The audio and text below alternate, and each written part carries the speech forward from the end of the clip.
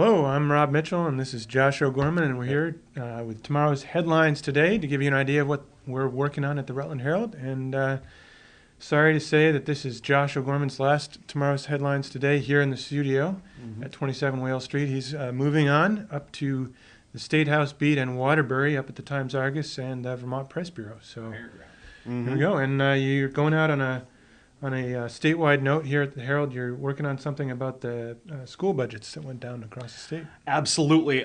So as of this afternoon, and this is subject to change, there were 30 of the 217 school budgets that the Vermont State School Boards Association has results for. 35 of them went down, which is about twice the average. So today I'm working on a story just trying to figure out what does that mean? What is the trend in terms of the budgets that were defeated? Of the budgets that went down, about half of them had what the executive director, Steve Dale, referred to as significant increases, anywhere from 6 to 32%. Wow. But the other remaining half had increases of 2 to 3%, or in the case of Underhill, was actually down 2 or 3%. Okay. So folks are saying, is this a message being sent to Montpelier? What does this mean? So I've chatted with a couple Republican House reps who are looking to use this as an opportunity, or maybe not use it as an opportunity, but highlighting this as an example of why we need to reform the way that we pay for education. Gotcha. Yeah. So we'll find out about that in tomorrow's paper. We'll also have a few more follow-up stories from town meeting day, which obviously was yesterday. There was a surprise vote in Middlebury where a bond issue passed that would build essentially a town center with a gymnasium and town offices. It was very controversial, but and it was not expected to win, but it went actually fairly easily. So Bruce Edwards will have an update on that. We'll also have a story from Kevin O'Connor, who will do a kind of a roundup of advisory ballot issues. So these are issues that are non-binding that, for instance, this year there were state bank, and it was one issue. Some of the ballot issues in Addison County on whether or not people wanted the gas pipeline to come down through there, things like that. So he'll have a roundup of that. And at the Sports Nerve Center, they'll be reporting out of the Barry Auditorium tonight, where we have boys basketball semifinals.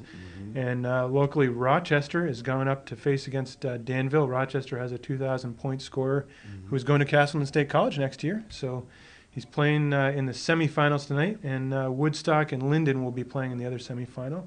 And in girls hockey, Middlebury will be taking on Burr and Burton in the finals at UVM.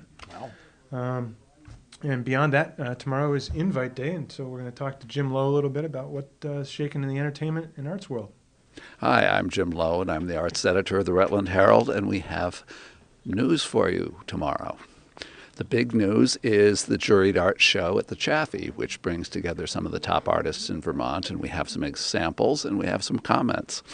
But also, probably the best-known Irish band in the world is coming to the Paramount, the Chieftains. So you can find out all about that. And our own local fiddler, Patrick Ross, gets a feature too this week. And if you're looking for something a little stranger, Vermont Stage is doing a play called Venus in Fur, which is based on a novel which is credited with the invention of the word masochism. It's a sexy little romp, and you should read about it. So that's pretty much what we have this week, plus the usual listings and piles of everything for you. Thanks, Jim. And finally tonight, this morning was a little bit dicey out on the road, so we should have a story about a crash that closed down Route 4 towards Castleton this morning. So drive safe, and thanks for watching. Thank you.